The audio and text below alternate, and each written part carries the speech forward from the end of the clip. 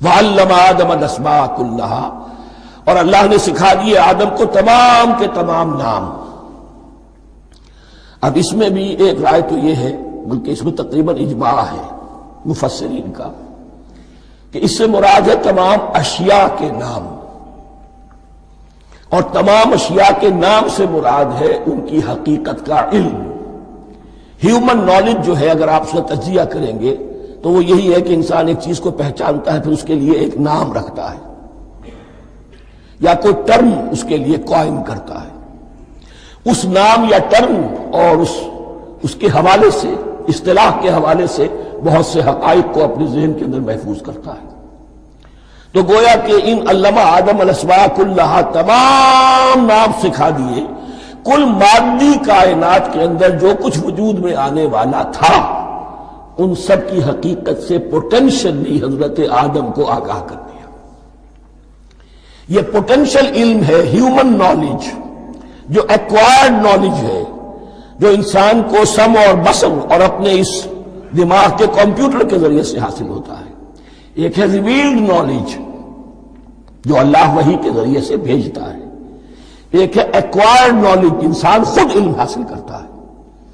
اس نے آنکھوں سے دیکھا، کان سے سنا، نتیجہ نکالا، اور اس کمپیوٹر نے اس کو پروسیس کیا، اس نتیجے کو کہیں میموری کے اندر سٹور کر لیا۔ یہ کمپیوٹر ہے بہت بڑا۔ پھر کچھ اور دیکھا، کچھ اور سنا، کچھ چھو کر معلوم ہوا، کچھ چکھ کر معلوم ہوا، کچھ سونگھ کر معلوم ہوا، کوئی اور نتیجہ نکلا، اسے وہ پاس میموری کے ساتھ اس کو ٹیلی کیا اور نتیجہ نکالا۔ اس طرح رفتہ رفتہ ان السمع والبصر والفؤاد کل اولئک کان عنہ مسئولا، یہ ایکوائرڈ نالج تین چیزوں سے انسان کو حاصل ہو رہا ہے، سماعت، بصارت اور یہ عقل، جو فائدہ اخذ کرتی ہے، جو اس کو پروسیس کرتی ہے، اس تمام جو سینس ڈیٹا اس کو مہیا ہوتا ہے سینس آرگنز کے ذریعے سے۔ یہ علم ہے جو پوٹینشلی حضرت آدم کو دے دیا گیا۔ اس کی ایکسفولیشن ہو رہی ہے، اب درجہ بدرجہ وہ علم پھیل رہا ہے، بڑھ رہا ہے، اور بڑھتے بڑھتے کہاں تک پہنچے گا ہم کچھ نہیں کہہ سکتے۔ کہاں سے کہاں پہنچ گیا انسان۔ اس نصف صدی کے اندر علم انسانی میں جو ایکسپلوژن ہوا ہے، میں اور آپ اس کا تصور تک نہیں کر سکتے۔ اکثر بڑے بڑے جو سائنسدان ہیں انہیں تصور نہیں ہے، اس لیے کہ ایک شخص اپنی لائن فزکس کے بارے میں جانتا ہے کیا کچھ ہو گیا، یا فزکس کی بھی کسی شاخ کے بارے میں جانتا ہے، باقی دوسری جو لائن ہے اسے کچھ پتہ نہیں۔ اسپیشلائزیشن کا دور ہے، لہذا جو ایکسپلوژن کہا جائے، دھماکہ ہوا ہے علم کا، اس کا کوئی اندازہ نہیں ہے ہمارے پاس، اور کس تیزی کے ساتھ وہ چیز آگے بڑھ رہی ہے، کس تیزی کے ساتھ ایک چیز آج جو ایجاد ہوئی چند دنوں کے اندر اندر اس کے بعد اس کا نیا کوئی ورژن آ جاتا ہے اور یہ چیز جو ہے آبسولیٹ ہو جاتی ہے۔ کمیونیکیشن کے اندر جو انقلاب عظیم برپا ہوا، تو آپ یہ سمجھیے کہ اقبال نے جو شعر کبھی کہا تھا کہ عروج آدم خاکی سے انجم سہنے جاتے ہیں، کہ یہ ٹوٹا ہوا تارا مہ کامل نہ بن جائے۔ اور یہ مہ کامل بنے گا کب؟ جب دجال کی شکل اختیار کرے گا۔ دجال کون ہوگا؟ جو ان تمام قواعد طبیعہ کے اوپر قابو پا لے گا، جب چاہے گا جہاں چاہے گا بارش برسائے گا، رزق کے تمام خزانے اپنے ہاتھ میں لے لے گا، جو اس کے اوپر ایمان لائے گا اسی کو ملے گا، کسی اور کو نہیں ملے گا، اس کی آواز پوری دنیا میں سنائی دے گی، وہ چند دنوں کے اندر پوری دنیا کا چکر لگا لے گا۔ یہ ساری چیزیں جو حدیث میں دجال کے بارے میں آئی ہیں وہ اسی علم آدم، ایکوائرڈ نالج کے اس حد کو پہنچ جانا کہ وہ ٹوٹل مسٹریز نیچر کی جو ہے وہ اس پر منکشف ہو جائے، اور ان قواعد طبیعہ کو وہ ہارنس کر لے، قابو میں لے آئے اور انہیں استعمال کرے۔ کبھی جب ہمارے کسی بہت 200-300ویں کوئی پیڑھی میں کوئی ہمارے جد امجد ہوں گے جنہوں نے کوئی چٹان دیکھی کہ گری، پتھر پر پتھر ٹکرایا تو آگ، اس میں سے شعلہ نکلا، اس کا یہ مشاہدہ کافی ہو گیا آگ پیدا کرنے کے لیے۔ پتھروں کو ٹکراؤ، آگ پیدا کر لو۔ یہ اس دور کی سب سے بڑی ایجاد تھی، آگ، انرجی۔ اب وہ انرجی کہاں سے کہاں پہنچی، وہ آگ نے بھاپ کی شکل اختیار کی، پھر ہم نے بجلی ایجاد کی، اور کب کیا ہے ایٹمک انرجی ہے، اور ڈبل کیا کیا ہے، اللہ عالم۔ ان تمام چیزوں کا تعلق ہے خلافت ارضی کے ساتھ. لہذا فرشتوں کو جو بتایا گیا وہ یہ ہے کہ آدم کو علم بھی دیا جا رہا ہے، صرف اختیار ہی نہیں دیا جا رہا، علم دیا جا رہا ہے. وَعَلَّمَ آدَمَ الْأَسْمَاءَ كُلَّهَا ثُمَّ عَرَضَهُمْ عَلَى الْمَلَائِكَةِ، پھر ان تمام اشیاء کو پیش کیا فرشتوں کے سامنے. فَقَالَ أَنبِئُونِي بِأَسْمَاءِ هَؤُلَاءِ، اور فرمایا کہ مجھے بتاؤ ان چیزوں کے نام، ان کنتم صادقین، اگر تم سچے ہو. قالوا سبحانك لا علم لنا الا ما علمتنا، انہوں نے کہا پروردگار تو پاک ہے ہر نقص سے، ہر عیب سے، ہر ذوف سے، ہر احتیاج سے، مبرہ ہے، منزہ ہے، اعلیٰ ہے، عرفہ ہے. لا علم لنا الا ما علمتنا، ہمیں کوئی علم حاصل نہیں سوائے اس کو جو تو نے ہمیں سکھا دیا ہے. اس کی تعبیر یہی بہتر معلوم ہوتی ہے کہ ملائکہ کی حیثیت در حقیقت اس کائناتی جو حکومت ہے اللہ کی آفاقی حکومت، اس کے کارندوں کی ہے یا اس کے سول سرونٹس ہیں. تو ہر ایک کو صرف اس کے شعبے کے متعلق علم دیا گیا ہے، علم جامع نہیں ہے، تمام چیزوں کا علم. یہ معلوم کرنے کی استعداد ان کے پاس نہیں ہے. کوئی فرشتہ فرض کیجئے بارش کے اوپر مامور ہے، کوئی پہاڑوں پر مامور ہے، جس کا ذکر سیرت میں آتا ہے کہ جب طائف میں حضور پر پتھراؤ ہوا ہے تو اس کے بعد ایک فرشتہ حاضر ہوا ہے کہ میں ملک الجبال ہوں، اللہ نے مجھے پہاڑوں پر مامور کیا ہوا ہے. آپ اگر فرمائیں تو جن لوگوں نے آپ کو ستایا ہے، یہ جو طائف جن دو پہاڑوں کے درمیان یہ وادی ہے، ان کو آپس میں ٹکرا دو کہ یہ پس کر اور سرما بن جائے. آپ نے فرمایا نہیں، کیا عجب، اللہ تعالیٰ ان کی اگلی نسلوں کو ہدایت دے دے. تو فرشتے ہیں، کوئی پہاڑوں پر مامور ہے، کوئی کسی خدمت پر مامور ہے، ان کو علم دیا گیا ہے صرف انہی کی اپنی جو بھی فرائض منصبی ہیں ان کے شعبے سے متعلق، کل نہیں. جامعیت جو ہے علم کی وہ ہے کہ جو حضرت آدم علیہ السلام کو پوٹینشلی دے دی گئی اور جو اب بڑھتے بڑھتے ایک بہت جراور درخت بن چکا ہے. سبحانک لا علم لنا الا ما علمتنا انک انت العلیم الحکیم. یقیناً آپ ہی کی ذات ہے جو کل کے کل علم کی حامل ہے اور جس کے اوپر حکمت بھی، جس کی حکمت بھی کامل ہے. باقی تو ہر مخلوق میں سے ہر ایک کا علم ناقص رہے گا. العلیم، کل علم کا جاننے والا تو ہی ہے. الحکیم، کل حکمت وہ تو تیرے ہی پاس ہے. قال یا آدم انبئہم باسمائہم، اللہ نے فرمایا کہ آدم ان کو بتاؤ ان کے نام. فلما انباہم باسمائہم، تو جب انہوں نے بتا دیے ان کو فرشتوں کو ان کے نام، قال الم اقل لکم انی اعلم غیب السماوات والارض، تو اللہ نے فرمایا کہ میں نے کہا نہیں تھا کہ میں جانتا ہوں آسمانوں اور زمین کی تمام غائب چیزوں کو جو تمہاری نگاہوں سے بھی اوجھل ہے، غیب، میں ہر شے کا جاننے والا ہوں. وَأَعْلَمُ مَا تُبْدُونَ وَمَا كُنْتُمْ تَكْتُمُونَ، اور میں جانتا ہوں جو کچھ تم ظاہر کر رہے تھے اور جو کچھ تم چھپا رہے تھے. چھپانے میں محسوس ہوتا ہے کہ ان کی خواہش یہ تھی کہ خلافت ہمیں ملے. ہم خدام ادب ہیں، ہر وقت تسبیح و تحمید اور تقدیس میں مصروف ہیں، جو حکم ملتا ہے بجا لاتے ہیں. تو یہ خلافت کسی اور مخلوق کو کیوں ملے؟ یہاں صرف یہ اور بتا دوں کہ یہ چونکہ اب ایک تیسری مخلوق کا ذکر بھی بعد میں آئے گا. 3 صاحب تشخص مخلوقات ہیں اللہ کی، صاحب تشخص، صاحب شعور، جن میں میں کا شعور ہے، انا، میں. ایک ملائکہ ہے، ان کی تخلیق نور سے ہوئی ہے. ایک انسان ہے جن کی تخلیق دارے سے ہوئی ہے. ایک جنات ہیں جن کی تخلیق آگ سے ہوئی ہے. باقی حیوانات ہیں، ان میں شعور تو ہے، خود شعور ہی نہیں ہے. Self consciousness, there is a world of difference between consciousness and self consciousness. انسان جب دیکھتا ہے تو اس کو یہ بھی معلوم ہے میں دیکھ رہا ہوں. کتا بلہ دیکھتا ہے، اسے یہ اندازہ نہیں ہوتا کہ میں دیکھ رہا ہوں. دیکھنے کا ایک نتیجہ ہے جو نکل آتا ہے، لیکن میں کا وجود نہیں ہے. یہ انا، سیلف، ایگو، یہ انسان میں ہے. جنات میں ہے، شعور میں اور فرشتوں میں. ایک نوری مخلوق، ایک ناری مخلوق، ایک زمین کے اس کرسٹ میں یہ جو مٹی اور گارے، مٹی اور پانی کا جو ملغوبہ ہے گارے کی شکل میں، اس سے بنا ہے. قال يا آدم انبئهم بأسمائهم فلما انبأهم بأسمائهم قال ألم أقل لكم إني أعلم غيب السماوات والأرض وأعلم ما تبدون وما كنتم تكتمون وإذ قلنا للملائكة اسجدوا لآدم فسجدوا إلا إبليس. اور یاد کرو جب کہ ہم نے کہا فرشتوں سے سجدہ کرو سب کے سب آدم کو، جھک جاؤ آدم کے سامنے. فسجدوا، ان سب نے سجدہ کیا، الا ابلیس، سوائے ابلیس کے.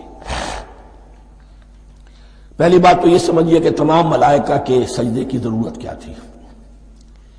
کیا یہ صرف تعظیماً تھا؟ اور تعظیماً اگر تھا تو کیا آدم خاکی کی تعظیم تھی یا کسی اور شے کی تعظیم تھی؟ مکی صورتوں میں یہ بات دو جگہ واضح کی گئی ہے. فَإِذَا سَوَّيْتُهُ وَنَفَخْتُ فِيهِ مِن رُوحِي فَقَعُوا لَهُ سَاجِدِينَ.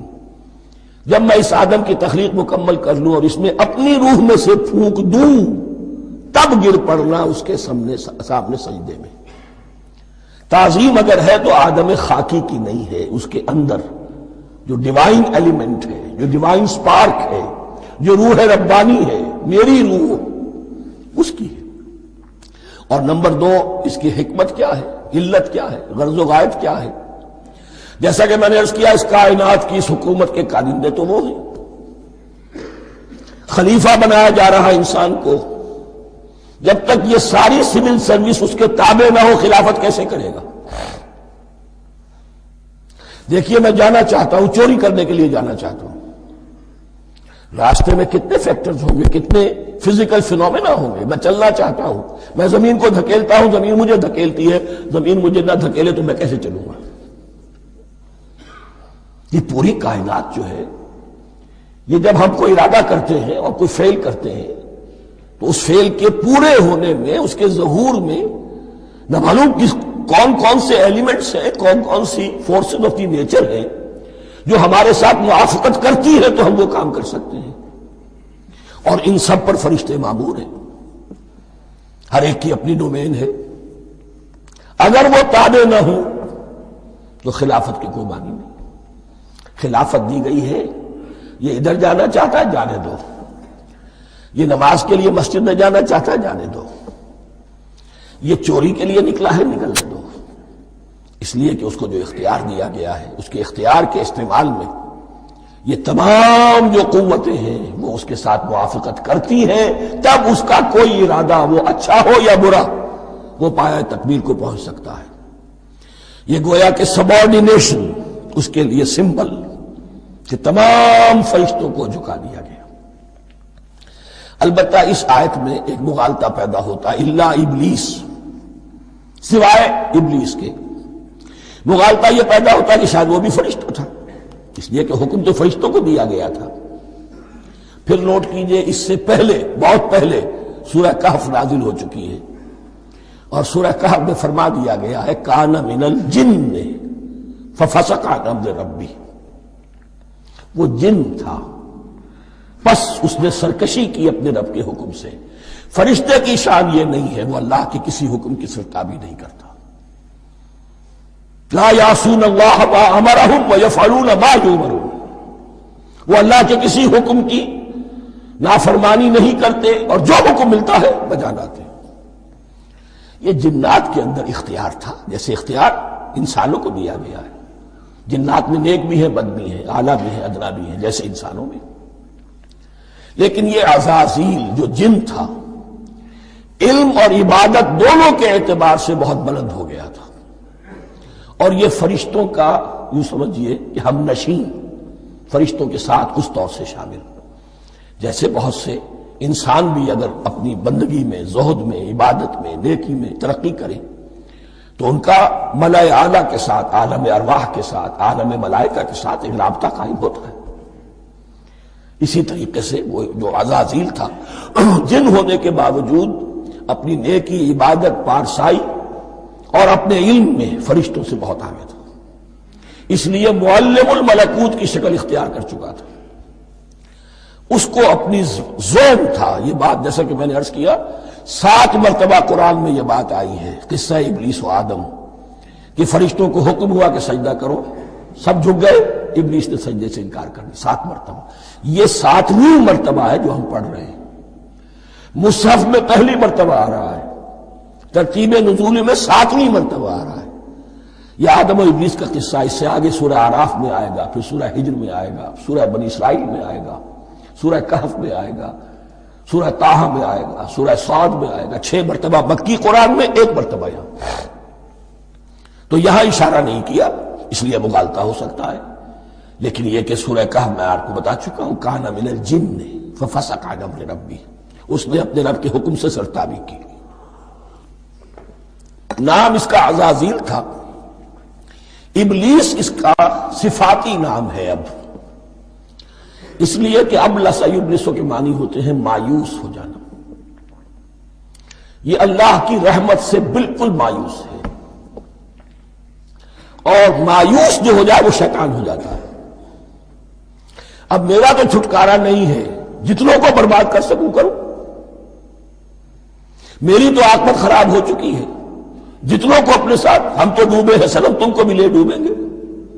اب وہ شیطان اس معنی میں کہ انسان کی عداوت اس کی گھٹی میں پڑ گئی، اس نے اللہ سے پھر اجازت بھی لی کہ مجھے مہلت دے دے، یوم یبعثون، قیامت تک کے دن کے لیے، تو میں ثابت کر دوں گا کہ یہ آدم اس رتبے کا حقدار نہ تھا، مستحق نہ تھا جو اسے دیا گیا۔ انا خیر منہ، میں اس سے بہتر ہوں، خلقتنی من نار وخلقتہ من طین، تو نے مجھے آگ سے بنایا، اسے گارے سے بنایا۔ لیکن یہ تکبر ہے در حقیقت کہ جس نے اسے راندہ درگاہ حق کر دیا۔ وَإِذْ قُلْنَا لِلْمَلَائِكَةِ اسْجُدُوا لِآدَمَ فَسَجَدُوا إِلَّا إِبْلِيسَ أَبَىٰ وَاسْتَكْبَرَ، ابا اس نے انکار کیا، واستکبر اور تکبر کیا، استکبار کیا، وَكَانَ مِنَ الْكَافِرِينَ۔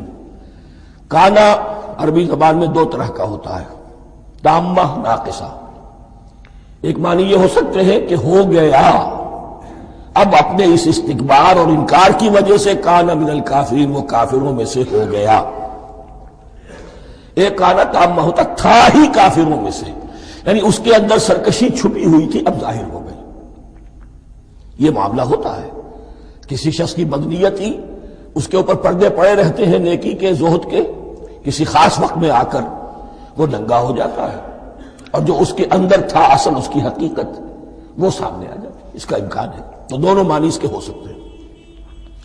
وَقُلْنَا يَا آدَمُ اسْكُنْ أَنْتَ وَزَوْجُكَ الْجَنَّةَ، اور ہم نے کہا کہ اے آدم رہو تم اور تمہاری بیوی جنت میں۔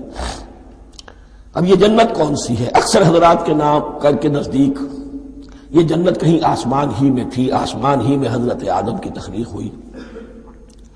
البتہ یہ سب مانتے ہیں کہ ایک وہ جنت الفردوس جو ہے، جس میں جانے کے بعد پھر واپس نکلنے کا کوئی امکان نہیں، یہ وہ جنت نہیں ہے جس میں کہ آخرت میں لوگوں کو جا کر داخل ہونا ہے، اس میں داخل ہونے والے کے نکلنے کا کوئی امکان نہیں۔ ایک رائے یہ بھی ہے، میرا رجحان اس رائے کی طرف ہے، تخلیق آدم اسی زمین پر ہوئی ہے، وہ جن مراحل سے گزری ہے تخلیق وہ ایک علیحدہ مسئلہ ہے۔ بایولوجی اور وحی دونوں اس پر متفق ہیں کہ مٹی سے، کرسٹ آف دی ارتھ سے انسان بنا ہے، اس پر اتفاق ہے، قرآن کا بھی اور بایولوجی کا بھی، جدید علم الحیوانات کا بھی، علم الحیات کا۔ سٹیجز کیا ہیں اس میں اختلاف ہو سکتا ہے، اس کو چھوڑ دیجئے، وہ اس وقت کا بحث نہیں۔ یہی کسی اونچے مقام پر کوئی سرسبز و شاداب علاقہ تھا جہاں حضرت آدم کو رکھا گیا، کہ جہاں ہر طرح کے میوے تھے، ہر شے، لا تظمأ فیہا ولا تضحیٰ، نہ اس میں بھوک لگے گی، نہ دھوپ تمہیں ستائے گی، ہر طرح کی چیز تمہیں فراہم ہے۔ وہاں رکھے گئے ہیں صرف ایک ڈیمانسٹریشن کے لیے، کہ انہیں نظر آ جائے کہ شیطان میرا دشمن ہے، وہ مجھے ورغلائے گا، طرح طرح سے میرے اندر وسوسہ اندازی کرے گا، میرے اور میری اولاد کے، صرف ایک ڈیمانسٹریشن۔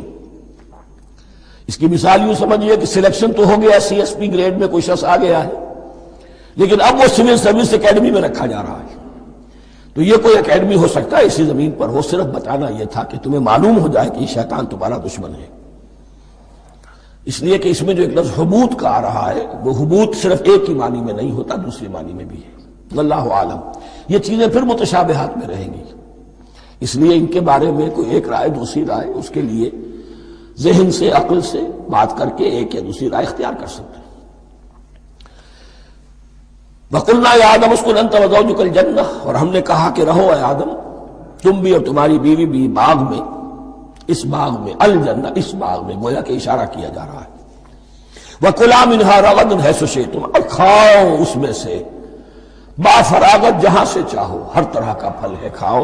وَلَا تَقْرَبَا هَٰذِهِ الشَّجَرَةَ، یہاں پہ اس درخت کا نام نہیں دیا گیا، اشارہ اس درخت کے قریب مت جانا۔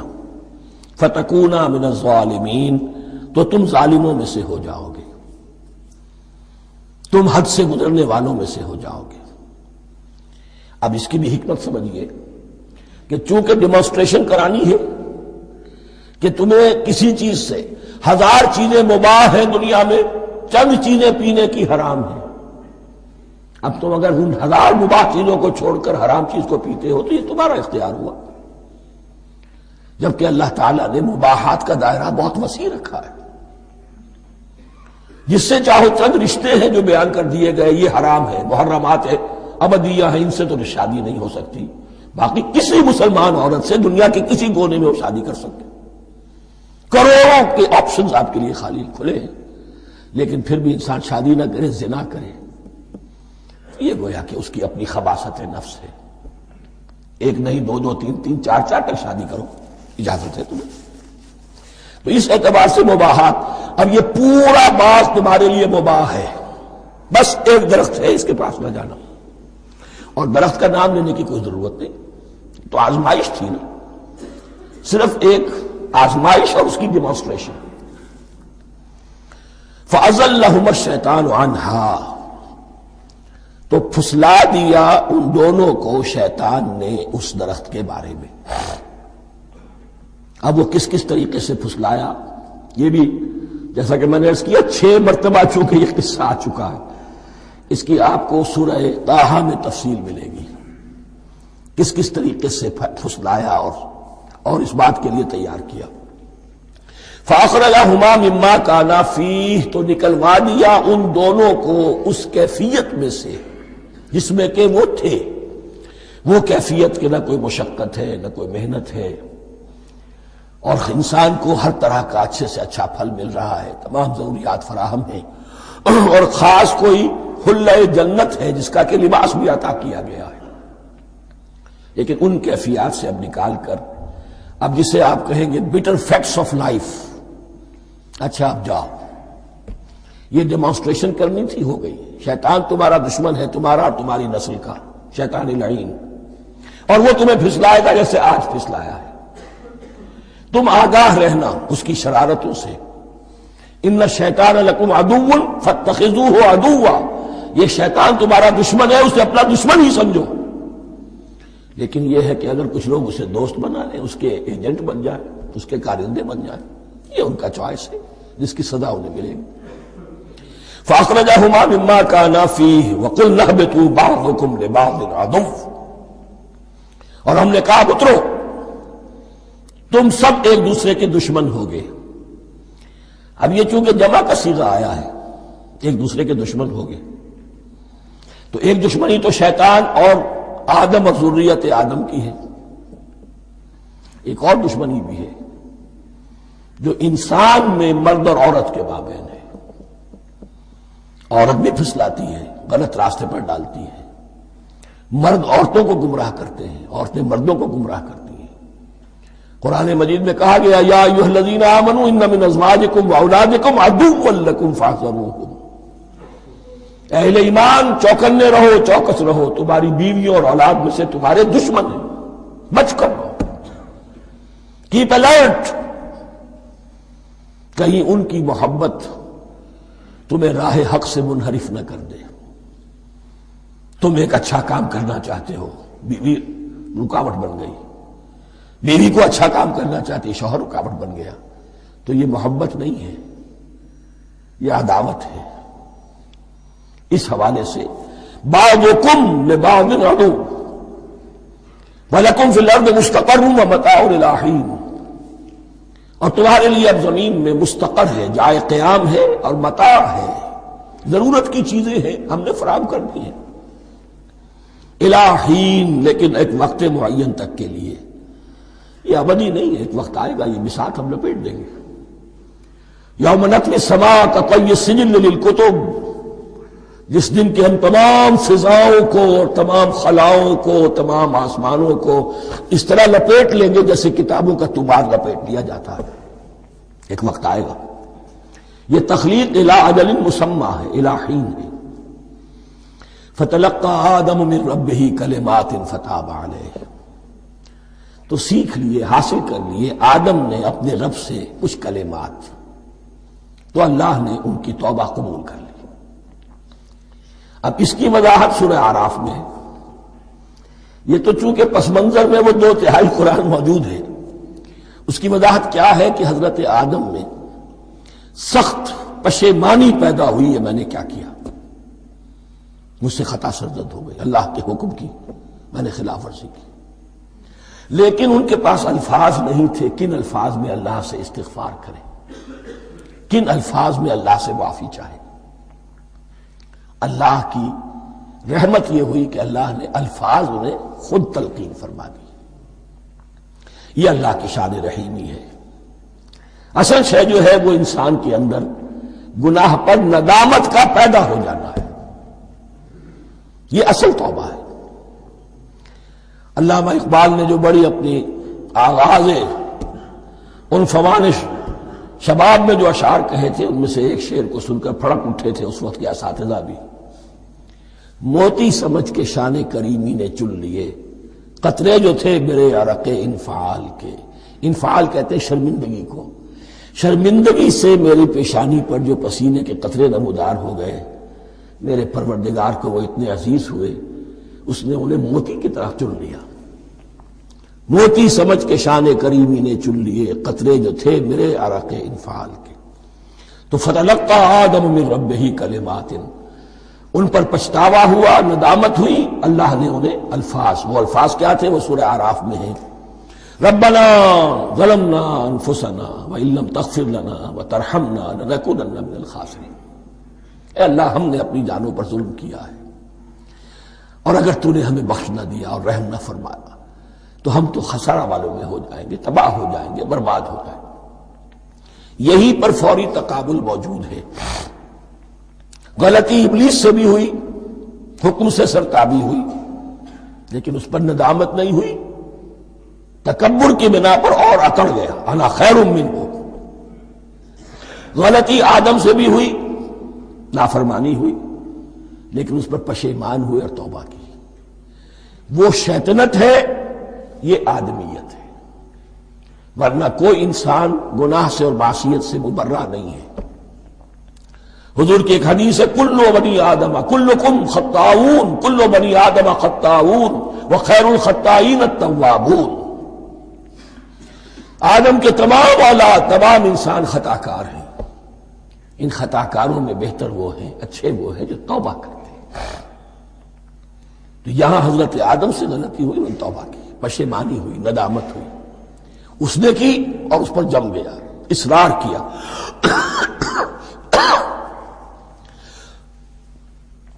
فتلقى آدم من ربه كلمات فتاب عليه انه هو التواب الرحیم، یقیناً وہی تو ہے بہت توبہ کو قبول فرمانے والا اور بہت رحم فرمانے والا۔ یہ نوٹ کیجئے گا، توبہ کا لفظ دونوں طرف سے آتا ہے، بندہ بھی تواب، وخیر الخطائین التوابون، تواب بندے بھی ہو گئے، تواب اللہ بھی ہے۔ اس کی اصل حقیقت کیا ہے؟ بندے نے خطا کی اور دور ہو گیا اللہ سے، اللہ نے اپنی رحمت کی نگاہ اس سے پھیر لی۔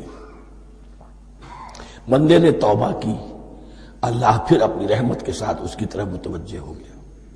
توبہ کے معنی پلٹنا، بندہ معصیت سے توبہ کر کے اپنی اصلاح کی طرف، بندگی کی طرف، اطاعت کی طرف پلٹ آیا۔ اللہ نے جو اپنی نظر رحمت پھیر لی تھی، اللہ نے پھر وہی اپنی شان غفاری اور رحیمی کے ساتھ بندے کی طرف توجہ فرما لی، جس کے لیے حدیث میں الفاظ آتے ہیں، تم اگر میری طرف بالشت بھراؤ گے میں ہاتھ بھراؤں گا، تم اگر چل کر آؤ گے میں دوڑ کر آؤں گا، ہم تو مائل بکرم ہے کوئی سائل ہی نہیں، راہ دکھلائیں کسے رہنم منزل ہی نہیں، وہ تو تواب ہے۔ بس فرق یہ ہے کہ تابہ بندے کے لیے ہوگا تو الہ ہوگا، تابہ الہ، انی تبت الیک، اور جب اللہ کی طرف سے ہوگا تابہ علیہ، وہ اعلیٰ ہوگا، اس پر توبہ کی، یعنی اللہ کی بلند شان ہے تو انسان توبہ کرتا ہے تو اس کی طرف توبہ کرتا ہے، اللہ کی شان کیا ہے، وہ توبہ کرتا ہے تو بندے پر اعلیٰ، فتاب علیہ انہ هو التواب الرحیم۔ قلنا اہبطوا منها جميعا، ہم نے کہہ دیا اتر جاؤ اس سے اب تم سب کے سب، فَإِمَّا يَأْتِيَنَّكُم مِّنِّي هُدًى، اب یہاں لفظ آیا، اہبطوا یہاں بھی پہلے بھی آیا ہے۔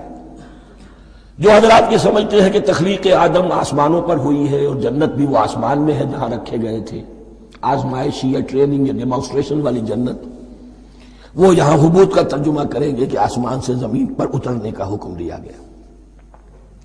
جو لوگ سمجھتے ہیں یہی کسی بلند مقام پر تھے، وہ کہتے ہیں کہ نیچے اترو، کسی بڑی اونچی سطح مرتفع پر اگر کوئی جگہ تھی تو اب نیچے اترو اور جاؤ، اب تمہیں زمین میں ہل چلانا پڑے گا اب روٹی حاصل کرنے کے لیے، یہ جو نعمتوں کے دسترخوان یہاں بچھے ہوئے تھے یہ اب تمہارے لیے نہیں ہے۔ اس کے لیے اس معنی میں اس لفظ کا استعمال جو ہے وہ آ جائے گا آگے چل کر اسی سورہ بقرہ کے اندر، کہ اس معنی میں بھی سورہ بقرہ کے 7ویں رکوع میں یہ لفظ استعمال ہوا ہے، تو امکان اس کا بھی ہے۔ بس اس سے آگے ادھر یا ادھر کی زیادہ بحث کرنے کا یہ موقع دورہ ترجمہ قرآن میں نہیں ہے۔ قُلْ اهْبِطُوا مِنْهَا جَمِيعًا فَإِمَّا يَأْتِيَنَّكُم مِّنِّي هُدًى فَمَن تَبِعَ هُدَايَ فَلَا خَوْفٌ عَلَيْهِمْ وَلَا هُمْ يَحْزَنُونَ، تو جب بھی آئے گی تمہارے پاس میری جانب سے کوئی ہدایت، تو جو کوئی میری ہدایت کی پیروی کرے گا اس کے لیے نہ خوف ہوگا اور نہ وہ حزن سے دوچار ہوگے۔ یہ ہے علم انسانی کا دوسرا گوشہ، ریویلڈ نالج۔ اس چوتھے رکوع کی جو حسن ہے اسے دیکھیے، شروع میں ایکوائرڈ نالج کا ذکر ہے جو پوٹینشلی حضرت آدم کی ذات میں رکھ دیا گیا، اور جو انسان نے پھر اپنی محنت سے ان السمع والبصر والفؤاد اس کے ذریعے سے آگے بڑھایا۔ یہ علم ہے چل رہا ہے، آج مغربی اقوام ہم سے بہت آگے ہیں، کبھی ایک زمانے میں مسلمان آگے نکل گئے تھے، لیکن ظاہر بات ہے کہ اس دنیا میں عروج تو انہی کو ہوگا جو ان چیزوں میں سب سے زیادہ جس کی آگہی حاصل ہوگی۔ البتہ ایک علم وہ ہے جو آسمان سے نازل ہوتا ہے، یہ گیون ہے، ریویلڈ نالج ہے، یہ وحی ہے۔ فَإِمَّا يَأْتِيَنَّكُم مِّنِّي هُدًى، تمہارے مقام خلافت کا تقاضا یہ ہے جو احکام ہمارے آئے، جو ہدایات ہم بھیجیں ان کو تو پوری طریقے سے اس کی پیروی کرو۔ فَمَن تَبِعَ هُدَايَ، تو جو کوئی بھی میری ہدایت کی پیروی کرے گا فَلَا خَوْفٌ عَلَيْهِمْ وَلَا هُمْ يَحْزَنُونَ، وَالَّذِينَ كَفَرُوا، اور جو ناشکری کریں گے، کفر کریں گے، انکار کریں گے، وَكَذَّبُوا بِآيَاتِنَا، اور ہماری آیات کو جھٹلائیں گے، فَأُولَٰئِكَ أَصْحَابُ النَّارِ هُمْ فِيهَا خَالِدُونَ، تو وہ جہنمی ہوں گے، آگ والے ہوں گے، اس میں ہمیشہ ہمیشہ رہیں گے۔ یہ ہے گویا کہ چارٹر، اس نوع انسانی کو جو ابدی چارٹر اللہ نے دیا ہے۔ جبکہ زمین کا چارج دے دیا گیا خلیفہ کی حیثیت سے۔ یہاں یہ 4 رکوع جو ہے سورہ بقرہ کے، جو میں نے عرض کیا تھا، قرآن کی دعوت، قرآن کا بنیادی فلسفہ، اس پر یہ جام ہے، اور یہ مکی صورتوں کے مضامین کا خلاصہ۔ اب یہاں سے شروع ہو رہا ہے 5ویں رکوع سے، مسلسل 10 رکوع، مسلسل خطاب ہے بنی اسرائیل سے۔ البتہ ان میں ایک تقسیم ہے، پہلے رکوع میں دعوت ہے۔ دعوت جب ہوتی ہے تو آمادہ کرنا، تشویق، ترغیب، دل جوئی، نرمی، یہ دعوت کے اجزاء لا ينفک ہیں، اس کے بغیر دعوت مؤثر نہیں ہوتی۔ لہذا ان 7 آیات میں یہ یوں سمجھیے کہ ان 10 رکوعوں کے لیے یہ بمنزلہ فاتحہ ہے، جیسے سورہ فاتحہ 7 آیتوں کی، ایسے ہی اس دعوت سابقہ امت مسلمہ کو دعوت دی جا رہی ہے۔ تو کس طرح دی جا رہی ہے؟ یہ کون تھے؟ یہ بھی مسلمان ہی تو تھے نا، کافر تو ہو گئے حضور کا انکار کر کے، ورنہ وہ موسیٰ کے ماننے والے، شریعت ان کے پاس، بڑے بڑے علماء ان میں، علم کا چرچا ان میں، سب کچھ تھا، ان کو دعوت دی جا رہی ہے۔ لیکن میں اس لیے آپ کو چاہتا ہوں، اس کو توجہ دلا رہا ہوں، آج اگر مسلمانوں میں جو غافل ہو گئے، اپنی حقیقت کو بھول گئے، اپنے فرض منصبی سے غافل ہو گئے، دنیا کے اور قوموں کی طرح کی ایک قوم بن کر رہ گئے، اگر کوئی ایک داعی گروہ کھڑا ہو، کوئی جماعت، کوئی فرد، اور اس سے جماعت بنے، تو ظاہر بات ہے سب سے پہلے اسے اسی امت کو دعوت دینی ہوگی، اس لیے کہ دنیا تو اسلام کو پہچانے گی اس امت کے حوالے سے۔ فزیشن ہیل تھائی سیلف، پہلے یہ تو ٹھیک ہو، یہ کہیں پر صحیح اسلام کا نمونہ پیش کرے تو دنیا کو دعوت دے سکو گے، آؤ دیکھو یہ ہے اسلام۔ اس لیے ان کو جو دعوت دینے کا اسلوب ہونا چاہیے وہ عکس ہوگا اس اسلوب کا جو ان 7 آیات میں ہمارے سامنے آ رہا ہے۔ یا بنی اسرائیل اذکروا نعمتی التی انعمت علیکم، اے بنی اسرائیل، اسرائیل کو سمجھ لیجئے یہ مرکب لفظ ہے، اسم اسی سے اسیر بنا ہے، اسیر جو کسی کا قیدی ہوتا ہے، ایل عبرانی میں اللہ کے لیے ہے، اور اسرائیل کا ترجمہ ہے عبداللہ، اللہ کا غلام، اللہ کے ساتھ بندھا ہوا، اس کی اطاعت کے قلاتے کے اندر۔ تو یہ اسرائیل یہ لقب ہے حضرت یعقوب علیہ السلام کا، ان کے 12 بیٹے تھے، 12 بیٹوں سے جو نسل چلی وہ بنی اسرائیل ہے، انہی میں حضرت موسیٰ کی بعثت ہوئی اور تورات انہیں دی گئی، پھر یہ ایک بہت بڑی امت بنے۔ ان پر 4 ادوار آ چکے تھے قرآن مجید کے نزول کے وقت تک، 2 مرتبہ اللہ کی رحمت کی بارشیں ہوئیں، انہیں عروج نصیب ہوا، 2 مرتبہ ان کو دنیا پرستی، شہوت پرستی، اللہ کے احکام کو پس و پیش ڈال دینے کی سزا میں عذاب کے کوڑے ان پر برسے۔ اس کا ذکر آئے گا سورہ بنی اسرائیل کے پہلے رکوع میں۔ اس وقت جبکہ قرآن نازل ہو رہا ہے، اس وقت وہ اپنے اس زوال کے دور میں تھے۔ حال یہ تھا کہ حضور صلی اللہ علیہ وسلم کی بعثت سے پہلے ہی 2nd ٹیمپل بھی شہید کیا جا چکا تھا، گرایا جا چکا تھا۔ حضرت سلیمان نے جو بنایا تھا ہیکل سلیمانی، جس کو یہ 1st ٹیمپل کہتے ہیں، اسے نیبوکدنضر نے گرا دیا تھا حضرت مسیح سے بھی کئی سو سال پہلے۔ لیکن اس کے بعد پھر یہ رومنز نے سن 70 عیسوی میں حضور کی ولادت سے 500 برس پہلے ان کا یہ یروشلم تباہ و برباد ہوا، اس میں لوگوں کو قتل کیا گیا، قتل عام ہوا، اور 2nd ٹیمپل جو ہے وہ بھی گرا دیا گیا، جو اب تک گرا پڑا ہوا ہے۔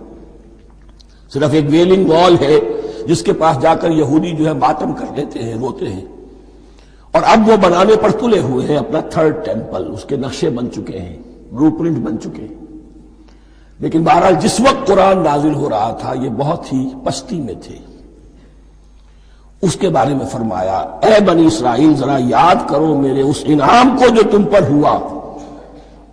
وہ انعام کیا ہے؟ میں نے تمہیں اپنی کتاب دی، نبوت سے سرفراز فرمایا، اپنی شریعت تمہیں عطا فرمائی، تمہیں داؤد، تمہارے اندر داؤد اور سلیمان جیسے بادشاہ اٹھائے، جو بادشاہ بھی تھے، نبی بھی تھے۔ وَأَوْفُوا بِعَهْدِي، اور میرے وعدے کو پورا کرو تاکہ میں بھی اپنے وعدے کو پورا کروں۔ یہ وعدہ ہے جو کتاب استثناء جو ہے اولڈ ٹیسٹمنٹ کی، ڈیوٹرانومی، اس کے 18ویں باب کی آیت نمبر 18 اور 19 میں ہے۔ حضرت موسیٰ سے خطاب کر کے اس میں اللہ نے یہ الفاظ فرمائے، میں ان کے بھائیوں میں سے تیرے مانند ایک نبی برپا کروں گا اور اس کے منہ میں اپنا کلام ڈالوں گا اور وہ وہی کچھ بتائے گا جو میں اس سے کہوں گا۔ یہ گویا کہ حضرت موسیٰ علیہ السلام کی امت کو بتایا جا رہا تھا کہ نبی آخر الزماں آئیں گے اور تمہیں انہیں قبول کرنا ہے۔ قرآن مجید میں اس کا بڑا تفصیلی ذکر سورہ اعراف میں آئے گا انشاءاللہ، لیکن یہاں فرمایا اوفوا بعہدی اوف بعہدکم، تم میرا عہد پیرا پورا کرو، میرے اس نبی کو تسلیم کرو، اس پر ایمان لاؤ، اس پر کی صدا پر لبیک کہو، تو میں تمہیں میرے انعام و اکرام اور بڑھتے چلے جائیں گے۔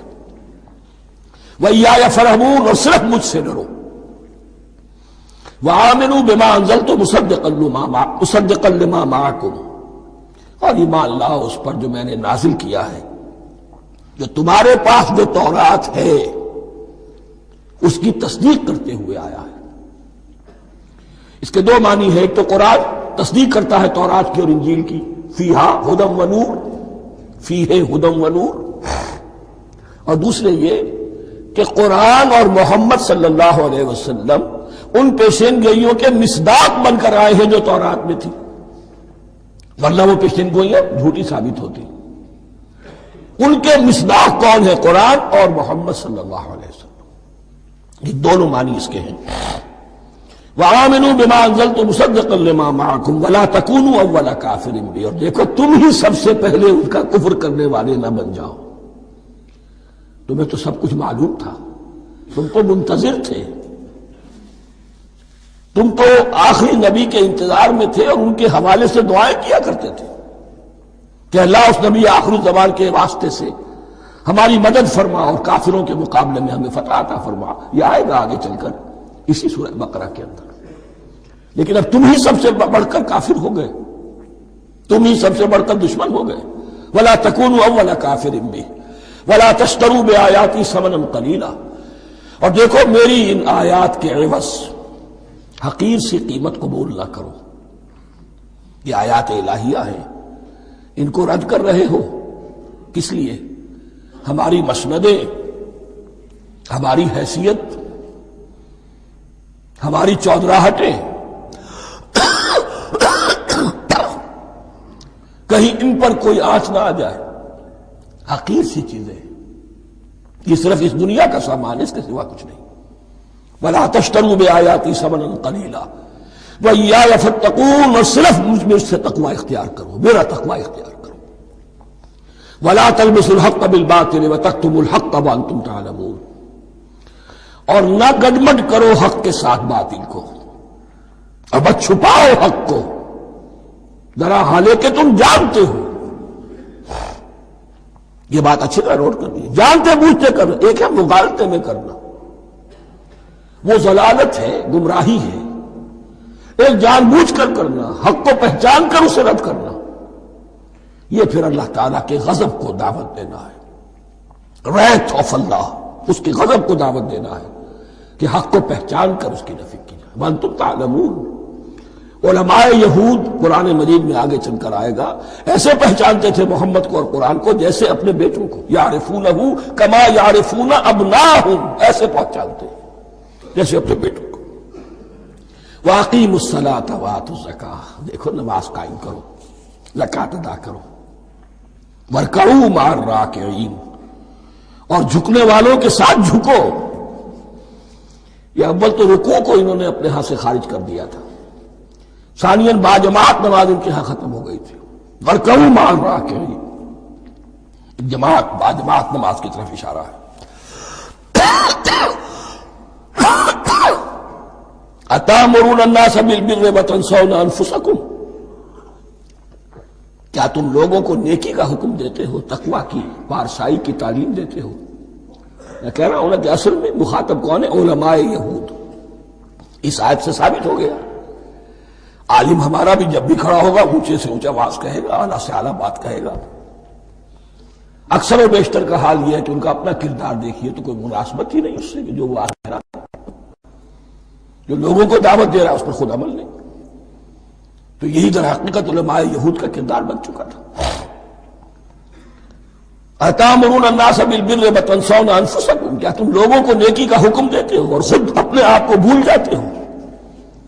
وانتم تتلون الکتاب، اور یہ سب کچھ تم کر رہے ہو اس حال میں کہ کتاب پڑھتے بھی ہو، تورات پڑھتے ہو، صاحب تورات ہو۔ ہمارے بھی بہت سے علماء کا، علماء سو جنہیں ہم کہتے ہیں، حال یہ ہو چکا ہے، خود بدلتے نہیں قرآن کو بدل دیتے ہیں، ہوئے کس درجہ فقیہان حکم بے توفیق۔ جو صورتحال ہے صرف قرآن کا متن بچا ہوا ہے، اس کے مفہوم میں، اس کی تفسیر میں، اس کے ترجمے میں تو تحریفیں موجود ہیں، بڑی بڑی تحریفیں موجود ہیں، متن بچا ہوا ہے، وہ اس لیے کہ اللہ تعالیٰ نے اس کی حفاظت کا ذمہ لیا ہے۔ وَاسْتَعِینُوا بِالصَّبْرِ وَالصَّلَاةِ، اور مدد حاصل کرو دو چیزوں سے، صبر اور نماز۔ یہ صبر کا لفظ یہاں پر بہت قیمتی ہے، بہت بامانی ہے۔ علماء سو کیوں وجود میں آتے ہیں؟ جب وہ دنیا کے کتے بن جائیں گے تو وہ دین کو بدنام کرنے والے ہوں گے۔ بظاہر دینی مناسب ہیں لیکن اصل میں ان کے پردے میں دنیا داری کی جا رہی ہے، صبر نہیں، بس صبر کے ساتھ اور نماز کے ساتھ، اس لیے کہ آپ صحیح راستے پر آئیں گے۔ اگر کوئی عالم دین لوگوں پر تنقید کرے گا، لولا ینہاہم الربانیون والاحبار، کیوں نہیں روکتے ان کے علماء اور ان کے اولیاء اور صوفیاء ان کو حرام کھانے سے اور جھوٹ بولنے سے؟ اگر کوئی شخص روکے گا اس کو پھر نذرانے تو نہیں ملیں گے، اس کی خدمتیں تو نہیں ہوگی۔ اگر تو دنیا میں صبر اختیار کرنا ہے تب تو آپ حق بات کہہ سکتے ہیں، اور اگر دنیاوی ایمبیشنز ہیں تو پھر آپ کو کہیں نہ کہیں کمپرومائز کرنا پڑے گا۔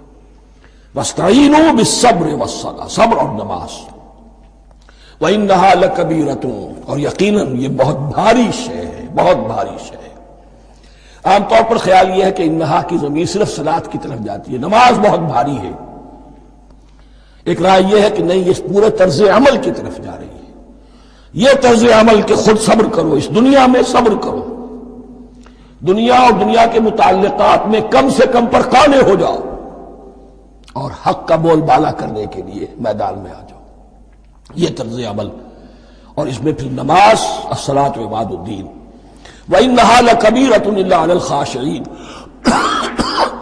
یہ یقیناً بہت بھاری چیز ہے، یہ روش، یہ رویہ بھی بہت بھاری اور نماز بھی بہت بھاری ہے، سوائے ان خشوع رکھنے والوں کے، ڈرنے والوں کے، جن کے دل جھک گئے ہیں اللہ کے سامنے۔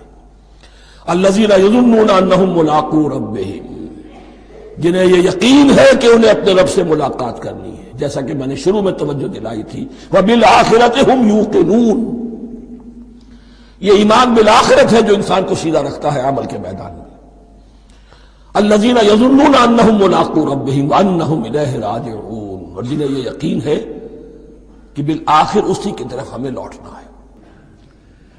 یا بنی اسرائیل اذکروا نعمتی التی انعمت علیکم وانی فضلتکم علی العالمین واتقوا یوما لا تجزی نفس عن نفس شیئا ولا يقبل منها شفاعة ولا يؤخذ منها عدل ولا هم ينصرون۔ صدق اللہ العظیم۔ رب اشرح لي صدری ویسر لي امری واحلل عقدۃ من لسانی یفقہوا قولی۔ جیسا کہ میں نے عرض کیا تھا، سورہ بقرہ کے 5ویں رکوع سے اور 14ویں رکوع تک تو مسلسل، بلکہ 15ویں رکوع کی بھی پہلی 2 آیات شامل کرنی ہوں گی۔ یہ 10 رکوعوں سے 2 آیات زائد ہیں کہ جن میں خطاب کل کا کل بنی اسرائیل سے ہے۔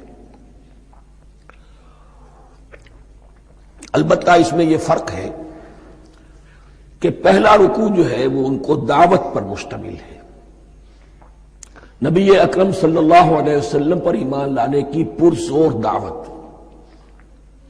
بقیہ یہ 9 رکوع جو ہے یہ ان پر فرض قرارداد جرم ہے جو عائد کی جا رہی ہے۔ ہم نے تمہارے ساتھ یہ احسان و اکرام کیا، تم پر یہ فضل کیا، یہ کرم کیا، تمہیں یہ حیثیت دی، تمہیں یہ مقام دیا، تم نے اس طور سے اپنے اس مشن کی خلاف ورزی کی، اپنے مقام اور مرتبے کو چھوڑ کر اور دنیا پرستی اختیار کی۔ یہ جو 9 رکوع ہیں ان میں بنی اسرائیل کی تاریخ کا تو جو سمجھیے کہ ایک بہت بڑا حصہ اور نمایاں اس کے فیچرز آئیں گے، لیکن یہ سمجھ لیجئے کہ اصل میں یہ امت مسلمہ کو بھی ایک پیشگی تنبیہ ہے کہ کوئی مسلمان امت جب بگڑتی ہے تو یہ چیزیں اس میں آ جاتی ہیں۔ چنانچہ احادیث موجود ہیں حضور کی، لَيَأْتِيَنَّ عَلَىٰ أُمَّتِي مَا أَتَىٰ عَلَىٰ بَنِي إِسْرَائِيلَ حَزْوَ النَّعْلِ بِالنَّعْلِ، میری امت پر بھی وہ سب حالات وارد ہوں گے جو بنی اسرائیل پر آئے، بالکل ایسے جیسے ایک جوتی دوسری جوتی سے مشابہ ہوتی ہے۔ ایک اور حدیث میں فرمایا لَتَتَّبِعُنَّ سُنَنَ مَنْ قَبْلِكُمْ، تم لازماً اپنے سے پہلوں کی پیروی کرو گے۔ اور اس میں اس حد تک بھی آپ نے وضاحت کر دی کہ اگر وہ سابق امت مسلمہ، سابق امت، اگر وہ گوہ کے بل میں گھسی تھی تم بھی گھسو گے، اور اگر ان میں کوئی بدبخت ایسا اٹھا جس نے اپنی ماں سے زنا کیا تو تم میں سے بھی کوئی شقی ایسا ضرور اٹھے گا جو یہ حرکت کرے گا۔ اس اعتبار سے ان رکوعوں کو پڑھتے ہوئے یہ نہ سمجھیے یہ اگلوں کی داستان ہے، پچھلوں کی کہانیاں ہیں، نہیں۔ خوش طرح باشد کے سر دل براں، گفت آیت در حدیث دیگراں، یہ ہمارے لیے ایک آئینہ ہے اور ہمیں ہر مرحلے پر سوچنا ہوگا، دروں بینی کرنی ہوگی، انٹروسپیکشن، کہ کہیں اسی گمراہی میں ہم مبتلا تو نہیں، دیکھتے جائیے گا۔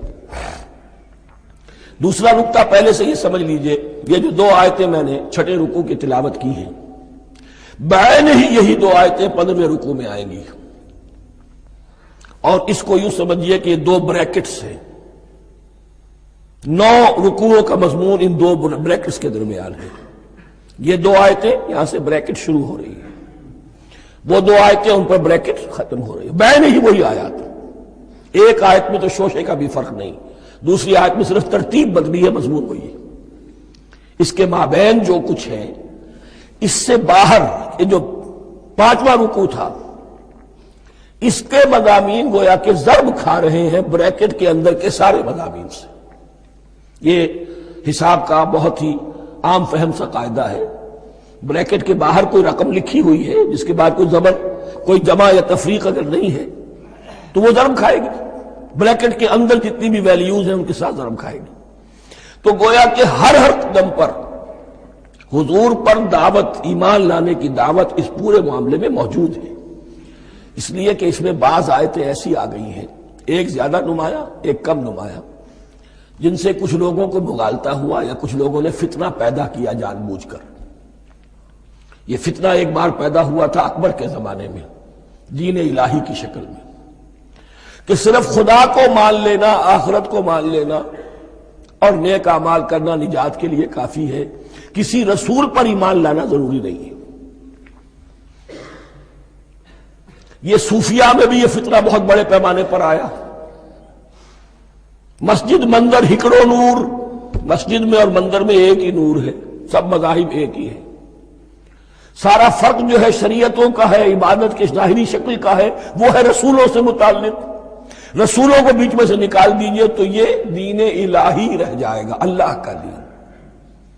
اتنا بڑا فتنہ تھا کہ جب ہندوستان میں سیاسی اعتبار سے، حکومت کے اعتبار سے مسلمانوں کا اقتدار چوٹی پر تھا، کلائمیکس پر، اکبر اعظم،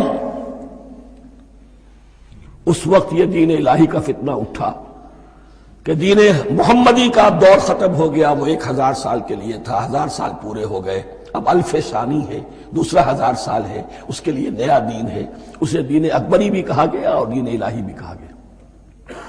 اور اس میں ایک آیت آئے گی جس سے استدلال کیا ہے کچھ لوگوں نے۔ اس صدی میں پھر یہ فتنہ اٹھا تھا گاندھی کے فلسفے کے ذریعے سے، اور ایک بہت بڑا نابغہ انسان مسلمانوں میں سے، بہت بڑا نابغہ، جینیس، ابوالکلام آزاد، وہ بھی اس فتنے کا شکار ہو گیا۔ متحدہ قومیت، چنانچہ گاندھی اپنی پرارتھنا میں کچھ قرآن کی تلاوت بھی کراتا تھا، کچھ گیتا بھی پڑھواتا تھا، کچھ اپنشدوں سے، کچھ بائبل سے، کچھ گرو گرنتھ سے، معلوم ہو یہ سب ٹھیک ہے، سب ایک ہے، سب لوگوں کو ایک ہونا چاہیے، ایک قوم ہونا چاہیے۔ مذہب تو انفرادی معاملہ ہے، کوئی مسجد میں چلا جائے، کوئی مندر میں چلا جائے، گردوارے میں چلا جائے، کوئی چرچ میں چلا جائے، کوئی سینیگاگ میں چلا جائے، کیا فرق واقع ہوتا ہے؟ اس کا توڑ یہی ہے کہ سمجھ لیجئے یہ جو 7 آیتیں ہیں 5ویں رکوع کی، یہ ہے بریکٹ کے باہر، اور یہ ضرب کھا رہی ہے مسلسل۔ اس بریکٹوں کے درمیان جتنی بھی مضمون آ رہا ہے وہ سب ان کے تابع ہوگا۔ گویا کہ جہاں تک حضور پر ایمان لانے کا معاملہ ہے وہ انڈرسٹوڈ سمجھا جائے گا، مقدر سمجھا جائے گا ہر مرحلے پر ان 2 بریکٹوں کے مابین۔ اب چلیے بسم اللہ۔ یا بنی اسرائیل اذکروا نعمتی التی انعمت علیکم وانی فضلتکم علی العالمین۔ اے اسرائیل کی اولاد، یاد کرو میرے اس انعام کو جو تم پر ہوا، اس کی وضاحت میں کر چکا ہوں، لیکن یہاں جو الفاظ آ رہے ہیں بہت زوردار۔ وانی فضلتکم علی العالمین،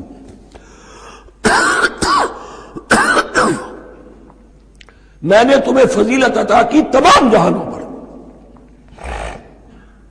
یہاں ایک قاعدہ نوٹ کر لیجئے، عربی نحو کا قاعدہ یہ ہے کہ کہیں ظرف جس میں کوئی شے ہے، ظرف کی جمع لے لیتے ہیں، مراد ہوتا ہے مظروف، ظرف کے اندر جو شے ہے اس کی جمع۔ تمام جہانوں پر فضیلت، کیا فرشتوں پر بھی فضیلت؟ نہیں، جہان والوں پر، تمام اقوام عالم پر تمہیں فضیلت عطا کی، یہ مطلب ہے اس کا۔ تمام عالموں پر، تمام جہانوں پر، یعنی تمام جہان والوں پر، اس انسان عالم انسانیت کے اندر جتنے بھی مختلف گروہ ہیں، نسلیں ہیں، طبقات ہیں، ان میں فضیلت عطا کی۔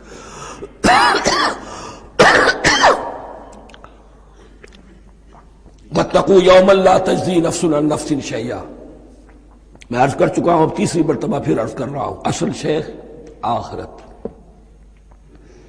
محاسبہ آخرت، یہ مستحضر ہوگا تو انسان سیدھا رہے گا۔ کس میں کمزوری آ جائے، ضعف آ جائے، تو باقی ایمان باللہ، ایمان بالرسالت، یہ نہ معلوم کیا کیا شکلیں اختیار کر لیں۔ دیکھیے اس آیت کے اندر 4 اعتبارات سے محاسبہ آخرت کا زور ہے۔ واتقوا یوما، ڈرو اس دن سے، لا تجزی نفس عن نفس شیئا، جس دن کوئی جان کسی دوسرے کے کام نہ آ سکے گی۔ ولا يقبل منها شفاعہ، اور نہ کسی سے کوئی سفارش یا شفاعت قبول کی جائے گی، کیٹیگوریکل ڈینائل۔ ولا يؤخذ منها عدل، نہ کسی سے فدیہ قبول کیا جائے گا۔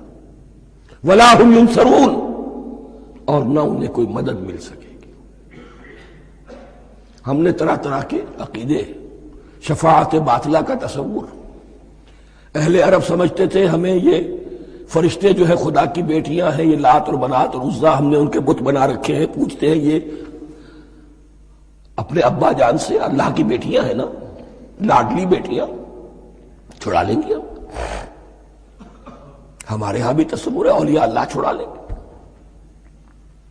یا شفاعت باطلہ، خود حضور کی شفاعت کے بارے میں جو غلط تصورات ہیں، ایک شفاعت حقہ ہے، اس کی وضاحت کا یہ موقع نہیں ہے، وہ آیت الکرسی پہ جب ہم پہنچیں گے انشاءاللہ تعالیٰ اسی سورہ مبارکہ میں تو اس کی وضاحت بھی ہوگی۔ یہ سارے جو ہم نے جو گھڑ رکھے ہیں خیالات، ان کی نفی اس آیت کے حوالے سے کی۔ واتقوا یوما لا تجزی نفس عن نفس شیئا، کوئی انسان دوسرے انسان کے کام نہیں آ سکے گا۔ ولا يقبل منها شفاعت، کسی جان کی طرف سے کوئی سفارش قبول نہیں ہوگی۔ ولا يؤخذ منها عدل، نہ کوئی فدیہ قبول کیا جائے گا۔ ولا هم ينصرون، نہ انہیں کوئی مدد مل سکے گی۔ اب اس کے بعد اللہ تعالیٰ کے احسانات اور ان کی طرف سے جو ناشکریاں ہوئی ہیں ان کی بڑی تفصیل کے ساتھ اب بات چلے گی، تفصیل نہیں، تیزی کے ساتھ۔ یہ واقعات کئی 100 برس کے ہیں، لیکن ایک تو یہ کہ ان کی تفاصیل مکی صورتوں میں آ گئی ہیں، سب سے زیادہ سورہ اعراف میں ملے گی، اور بھی کئی صورتوں میں آپ کو مل جائے گی۔ یہاں پر تو پے بپے، جیسے کہ ایک قرارداد جرم کسی پر کی جاتی ہے تو اس میں سب گنوائے جاتے، تم نے یہ کیا، یہ کیا، یہ کیا۔ وَإِذْ نَجَّيْنَاكُم مِّنْ آلِ فِرْعَوْنَ، اور ذرا یاد کرو جب کہ ہم نے تمہیں نجات دی تھی فرعون کی قوم سے۔ یسومونکم سوء العذاب، وہ تمہیں بدترین عذاب میں مبتلا کیے ہوئے تھے. یذبحون ابناءکم ویستحیون نساءکم، تمہارے بیٹوں کو ذبح کر ڈالتے تھے اور تمہاری عورتوں کو زندہ رکھتے تھے. عورتیں تو پھر ان کے کام آتی تھی، گھر میں کام کاج کے لونیاں بنتی تھی، گھروں میں ڈال دیتے تھے. لیکن لڑکوں کو، اور یہ دو موقع پر ہوا ہے بنی اسرائیل کے ساتھ، یہ بعد میں انشاءاللہ اس کی تفصیل آئے گی. وفی ذالکم بلاء من ربکم عظیم، اور یقیناً اس میں تمہارے رب کی طرف سے تمہارے لیے بڑی آزمائش تھی. وَإِذْ فَرَقْنَا بِكُمُ الْبَحْرَ، اور یاد کرو جب کہ ہم نے تمہارے لیے سمندر کو پھاڑ دیا یا دریا کو پھاڑ دیا. یہ ایک مختلف فی بات ہے کہ کس جگہ سے کراس کیا تھا بنی اسرائیل نے ایجپٹ سے سینائی پیننسولا آنے کے لیے جزیرہ نما سینا میں. ایک رائے یہ کہ دریائے نیل کو کراس کر کے گئے ہیں، لیکن یہ بات غلط ہے. دریائے نیل تو مصر کے اندر ہے، وہ کبھی بھی مصر کی حد نہیں بنا. کسی کی رائے یہ ہے کہ جو خلیج سویز ہے، بحر قلزم جو ہے ریڈ سی، وہ اوپر جا کر دو کھاڑیوں میں تبدیل ہو جاتا ہے. خلیج عقبہ مشرق کی طرف اور خلیج سویز مغرب کی طرف، اور ان کے درمیان میں یہ سینائی پیننسولا جو ہے یہ تکون ہے. جیسے ہندوستان بھارت تکون ہے، ایسے یہ پیننسولا ہے، انڈین پیننسولا، سینائی پیننسولا. اور یہ سویز کینال تو بعد میں بنی ہے. خلیج سویز اور میڈیٹرینین بحیرہ روم کے درمیان یہ کچھ چھوٹی چھوٹی، اگرچہ چھوٹی تھی سمندر کے لحاظ سے، بہت بڑی بڑی جھیلیں تھیں، اور ان جھیلوں ہی کو پھر جوڑ جوڑ کر درمیان میں جو خشکی تھی اس کو کاٹ کر سویز کینال بنائی گئی ہے. تو اب تو یہ مسلسل ایک رابطہ ہے، لیکن معلوم ہوتا ہے کہ یا تو خلیج سویز کو کراس کیا ہے حضرت موسیٰ علیہ السلام نے، اور یہی میری رائے زیادہ یہی ہے، اس لیے کہ کوہ طور جو ہے وہ اس پیننسولا کی ٹپ پر ہے، نیچے ہے یہاں، جہاں پر بھی ان کا قیام رہا اور جہاں پھر حضرت موسیٰ کو 40 دن کے لیے کوہ طور پر بلا کر اور پھر انہیں تورات دی گئی ہے. تو معلوم ہوتا ہے کہ جو خلیج سویز ہے اسے کراس کیا ہے. کراس کس طرح کیا ہے کہ حضرت موسیٰ کے عصا کی ایک ضرب سے سمندر پھٹ گیا. فَكَانَ كُلُّ فِرْقٍ كَالطَّوْدِ الْعَظِيمِ، دونوں طرف چٹانوں کے مانند پہاڑ کی طرح جو ہے وہ سمندر کھڑا ہو گیا، اس کے راستے سے یہ نکل گئے. اور پھر جب فرعون اور اپنا لشکر لے کر جب آیا ہے، اس نے سوچا ہم بھی نکل جائیں، وہ غرق ہو گئے، اس لیے کہ دونوں طرف کا پانی آپس میں مل گیا. یہ تھی کیفیت، اور معجزانہ کیفیت تھی. یہ کوئی فطرت کے یا نیچر کے اصول کے مطابق بات نہیں تھی، اور میں عرض کر چکا ہوں، آپ کو بتا چکا ہوں معجزہ کسے کہتے ہیں. وَإِذْ فَرَقْنَا بِكُمُ الْبَحْرَ فَأَنْجَيْنَاكُمْ، جب ہم نے تمہارے لیے یا تمہارے ساتھ سمندر کو پھاڑ دیا، تمہارے لیے، تمہارے گزرگاہ بنانے کے لیے، تو تمہیں تو نجات دے دی. وَأَغْرَقْنَا آلَ فِرْعَوْنَ وَأَنْتُمْ تَنظُرُونَ، اور تمہاری نگاہوں کے سامنے فرعون کے لاؤ لشکر کو غرق کیا، تم دیکھ رہے تھے. یہ گزر چکے تھے، اس ساحل پر کھڑے ہیں، ادھر سے یہ داخل ہوئے ہیں اور پانی دونوں طرف سے آ کر مل گیا اور یہ غرق ہو گئے. وَإِذْ وَعَدْنَا مُوسَىٰ 40 لَيْلَةً، اور یاد کرو پھر جب کوہ طور پر ہم نے موسیٰ کو 40 دن کے لیے بلایا. ثُمَّ اتَّخَذْتُمُ الْعِجْلَ، ان کی غیر حاضری میں تم نے بچڑے کی پرستی شروع کر دی، اسے معبود بنا لیا. من بعدہ، اس کی غیر موجودگی میں. وَأَنْتُمْ ظَالِمُونَ، تم بہت بڑا ظلم تھا جس کا ارتکاب کیا. إِنَّ الشِّرْكَ لَظُلْمٌ عَظِيمٌ، عظیم ترین ظلم جو ہے وہ شرک ہے. اور شرک جلی کی یہ شکل کہ بچڑے کو پوج رہے. ثُمَّ عَفَوْنَا عَنْكُمْ مِنْ بَعْدِ ذَلِكَ، پھر ہم نے تمہیں اس کے بعد بھی معاف کیا. یہ ہمارا کرم رہا ہے، ہماری رحمت رہی. من بعد ذلك لعلكم تشکرون، تاکہ تم شکر کرو. وَإِذْ آتَيْنَا مُوسَى الْكِتَابَ وَالْفُرْقَانَ لَعَلَّكُمْ تَهْتَدُونَ، اور یاد کرو جب کہ ہم نے موسیٰ کو کتاب اور فرقان عطا فرمائی. یہ فرقان حق اور باطل کے درمیان فرق کر دینے والی چیز، اور کتاب عام طور پر جو آتا ہے وہ شریعت کے لیے آتا ہے. شریعت بھی دی، کتاب بھی دی، اور فرقان بھی دیا. لعلکم تہتدون، تاکہ تم ہدایت پاؤ. وَإِذْ قَالَ مُوسَىٰ لِقَوْمِهِ، اور یاد کرو جب کہ کہا تھا موسیٰ نے اپنی قوم سے، یا قوم انکم ظلمتم انفسکم باتخاذکم العجل، اے میری قوم کے لوگوں، یقیناً تم نے اپنے اوپر بڑا ظلم کیا ہے بچڑے کو معبود بنا کر۔ فتوبوا الی بارئکم، پس توبہ کرو اپنے پروردگار، اپنے خالق کی جناب میں۔ باری اللہ تعالیٰ ہے، باری۔ فاقتلوا انفسکم، تو قتل کرو اپنے آپ کو۔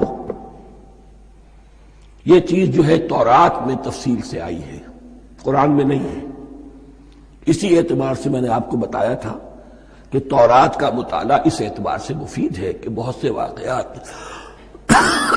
جن کا قرآن میں ذکر ہے، اجمالاً اشارہ ہے، اس کی تفصیل کے لیے ہمیں تورات سے رجوع کرنا پڑتا ہے، ورنہ یہ کہ اس آیت کا صحیح مفہوم واضح نہیں ہوگا۔ فاقتلوا انفسکم، اپنے آپ کو قتل کرو، کیا معنی؟ یہ قتل مرتد کی سزا ہے۔ وہاں معلوم ہوتا ہے کہ حضرت موسیٰ نے یہ حکم دیا، 12 قبیلے تھے، ہر قبیلے میں سے کچھ لوگوں نے یہ کفر اور شرک کیا، باقی لوگوں نے نہیں کیا۔ انہیں حکم دیا گیا کہ اپنے قبیلے کے لوگ ان کو قتل کریں جو ان کے قبیلے میں سے اس کفر کے مرتکب ہوئے۔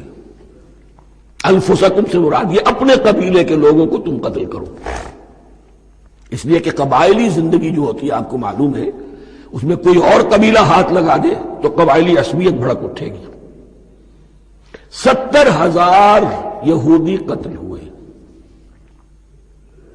اس سے بڑی توبہ اور ممکن نہیں، اس سے بڑا پرج، کسی بھی آئیڈیولوجیکل پارٹی کے اندر پرج بہت ضروری ہوتا۔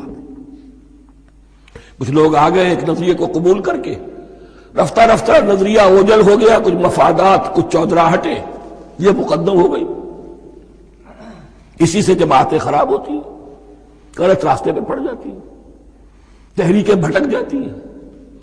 تو آئیڈیولوجیکل پارٹی، نظریاتی جماعتیں پرج کرتی رہتی ہیں کہ جو بھی ہمارے نظریے سے ہٹ گئے اب ان کو ہم کاٹ کر علیحدہ کر دیں، اور یہی سے قتل مرتد۔ تو یہ چیز حدیث میں ہے یا پھر قرآن میں یہاں ہے۔ اس حوالے سے جو لوگ ہمارے ہاں بعض علماء بھی ہیں، جدید دانشور ہیں، جو قتل مرتد کی جو حد ہے اسلام میں اس کو تسلیم نہیں کرتے، لیکن میرے نزدیک یہ شریعت موسوی کا تسلسل ہے کہ شریعت موسوی کی جس شے کو بدلا نہ گیا ہو، جس کے بارے میں صراحتاً یہ معلوم نہ ہو کہ یہ شے تبدیل کر دی گئی، تو وہ شریعت محمدی کا جزو بن گئی۔ زنا پر رجم کا معاملہ بھی یہی ہے۔ قرآن مجید میں رجم کی صحیح آیت کوئی موجود نہیں ہے، حدیث میں ہے۔ قرآن مجید میں مرتد کے قتل کے لیے کوئی آیت موجود نہیں ہے، حدیث میں ہے، سنت میں ہے، اور دونوں کی کا جو منبع ہے وہ اصل میں تورات ہے۔ تو اس بات کو اچھی طرح نقل کر دیجئے۔ یہ جگہ اکثر لوگ جو ہیں یہاں بہت سرسری طور سے گزر جاتے ہیں، یہ بہت اہم ہے، اور اس کے لیے تورات کی طرف رجوع کیجئے۔ 70,000، 6 لاکھ کل تھے جب یہ مصر سے نکلے ہیں، 6 لاکھ تھے۔ کتنے عرصے کے بعد پیننسولا پہنچے ہیں، سینائی پیننسولا میں اور طور میں، کچھ اور ان کی تعداد بڑھ گئی ہوگی، لیکن یہ کہ ان میں سے 70 لاکھ کو قتل کیا اپنے ہاتھوں سے۔ ہر قبیلے نے اپنے جو مرتد تھے ان کو اپنے ہاتھ سے قتل کیا۔ فتوبوا الی بارئکم فاقتلوا انفسکم ذالکم خیر لکم عند بارئکم، یہی تمہارے لیے تمہارے رب کے نزدیک بہتر بات ہے۔ فتاب علیکم، تو اللہ نے تمہاری توبہ قبول کر لی۔ توبہ قبول کس طرح ہوئی؟ یہ تزکیہ ہوا ہے امت کا کہ ان میں سے جن لوگوں نے اتنی بڑی غلط حرکت کی ہے ان کو کاٹ کر، ذبح کر کے، ان کو قتل کر کے پھینک دیا۔ انہ هو التواب الرحیم، یقیناً وہ تو ہے ہی بہت توبہ کا قبول فرمانے والا اور بہت رحم فرمانے والا۔